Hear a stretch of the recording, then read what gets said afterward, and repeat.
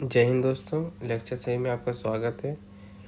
जैसे कि आप लोग पता, हम लोग अब सोशल इंस्टीट्यूशन में कास्ट को पढ़ रहे हैं। तो हमने कास्ट पास्ट में जो क्या था उसका मतलब यानी एंशियंट समय में, एंशियंट इंडिया में वो देख लिया। अब कॉलोनिज्म के समय में क्या था, इसलिए ये टाइटल जो आपके बुक में दिया, कॉलोनिज्म एंड कास्ट। कॉलोनिज्म से मतलब क्या मतलब है, ब्रिटिश रूल।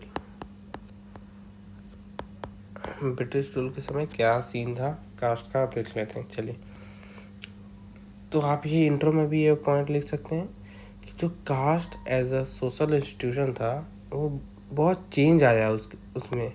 कब? कॉलोनियल रूल के समय, during colonial rule. Caste as a social institution went major change during colonial rule. अच्छा, क्या चेंज आया और मतलब कैसे चेंज आया, ये कैसे हम समझ सकते हैं? तो ये लाइन देखिए, कास्ट जो है उसे कहा जाता है आज के समय में ग्रेटर देन का ये सिंबल है कि प्रोडक्ट ऑफ कॉलोनिज्म, ये ज़्यादा है rather than ancient Indian tradition. मतलब कास्ट को अब प्रेजेंट समय हम क्या कहते हैं कि जो पास्ट वाला हमने पढ़ा ना कि एंशियंट समय में ऐसा था, उसका फीचर्स था पोस्ट वैदिक पीरियड में, तो एंशियंट इंडियन ट्रेडिशन से ज़्यादा उसका जो इम्पैक्ट है आज जो कास्ट है उसमें कॉलोनिज्म का ज़्यादा हाथ है। Product caste is more a product of colonialism rather than ancient Indian tradition. ठीक है, ये समझ में आ गया। आखिर कैसे कास्ट में चेंज लाया गया ब्रिटिश द्वारा। तो ब्रिटिश जो एडमिनिस्ट्रेटर्स थे उन्हें क्या करना था, वो तो गुलाम बनाए हुए थे, उन्हें रूल और अच्छे से करना से था, गवर्न करना था। गवर्न वर्ड जहाँ भी एडमिनिस्ट्रेशन वर्ड आएगा वहाँ पे गवर्न वर्ड आएगा ही। तो जो ब्रिटिश एडमिनिस्ट्रेटर थे उन्हें गवर्न अच्छे से करना था कंट्री, ताकि इफ़ेक्टिवली रन कर सके। इफ़ेक्टिवली रन करने से क्या इंडियन का भलाई होता? नहीं, वो अपना प्रॉफिट बढ़ाना चाहते थे। कैसे? एक बैंक है और उसमें उसको प्रॉफिट बढ़ाना है, तो वो इफ़ेक्टिवली उसको रन करना चाहेगा। अच्छा, कम स्टाफ का ज़रूरत है तो ज़्यादा स्टाफ क्यों रखेंगे? इसीलिए उन लोगों ने कास्ट को यानी एक तरह से पॉपुलेशन को स्टडी करने का लिए स्टार्ट किया। कैसे स्टार्ट किया, किसने स्टार्ट किया?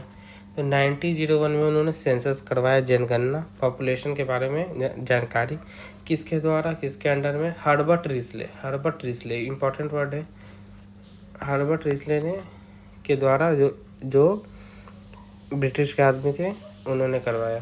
इन्होंने क्या किया, जो सोशल हायरार्की ऑफ कास्ट है, हमने पढ़ा कास्ट क्या करता है, डिवाइड करता है। जो सोशल हायरार्की है इस पर इंफॉर्मेशन इकट्ठा करने लगे कि अच्छा कास्ट है, इसमें ऊपर हायरार्की में क्या है, नीचे हायरार्की में कौन है, ये क्या चाहते हैं, ये किस में अच्छे हैं। जिससे पता है ऑक्यूपेशन से रिलेटेड, तो ये कास्ट के लोग क्या ऑक्यूपेशन करते हैं।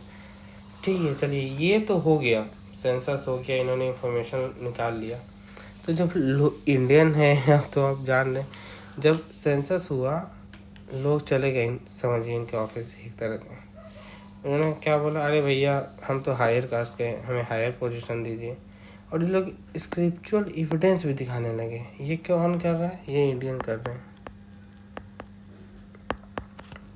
जो हर्बर्ट रिस्ले ने सेंसस कराया उसके बाद जो कास्ट है वो कास्ट डिफरेंट कास्ट के लोग हैं वो हायर पोजीशन क्लेम करने लगे बाय शोइंग स्क्रिप्चुरल एविडेंस। ये चेंज आया ब्रिटिश समय में। नेक्स्ट इम्पॉर्टेंट चीज़ जो हुई, लैंड रेवेन्यू सेटलमेंट हुआ। लैंड रेवेन्यू सेटलमेंट मतलब क्या हुआ कि जो लैंड थे इंडिया में जितने, उसमें कर जो टैक्स है वो कलेक्ट करने का राइट दिया जाता था, ज़मींदारी से ऐसा समझिए। तो जो हायर कास्ट के थे लोग उन्हें राइट मिला। जैसे कि पंजाब में एग्जांपल दिया कि पंजाब में हायर कास्ट के लोग जो थे उन्हें राइट मिला। वो क्या हुआ आगे जाके, वो लोग अमीर बन गए, रिच बन गए। नेक्स्ट थिंग जो आपको ब्रिटिश समय में हुआ, वो गवर्नमेंट ऑफ इंडिया एक्ट आया 1935 में।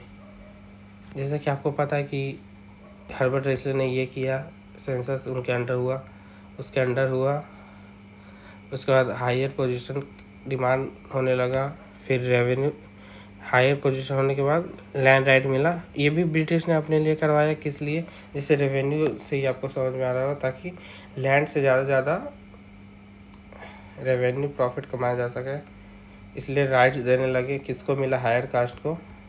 फिर गवर्नमेंट इंडिया एक्ट 1935 आया।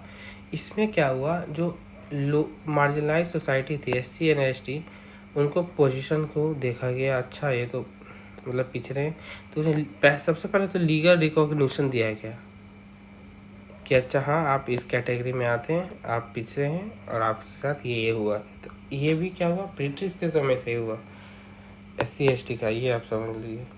तो ये आप कंक्लूजन में ये लिख सकते हैं, अगर आता क्वेश्चन, कास्ट एंड कॉलोनिज्म और कास्ट ड्यूरिंग ब्रिटिश रूल, तो caste as a social institution went fundamental change due to spread of capitalism and modernity. जो ब्रिटिश आया तो क्या लाए? Capitalism and modernity. एक तरह से उन्हीं के, ये वेस्ट का ही वैल्यू है ना, तो ये सारे चीज़ें जो, तो ब्रिटिश के आने के कारण क्या हुआ, कैपिटलिज्म और मॉडर्निटी के वैल्यू जो कास्ट में इन्फ्यूज़ हुआ। तो ये था दोस्तों कास्ट एंड कॉलोनिज्म। कास्ट कैसा था ब्रिटिश रूल के समय। मिलते हैं नेक्स्ट वीडियो में। जय हिंद।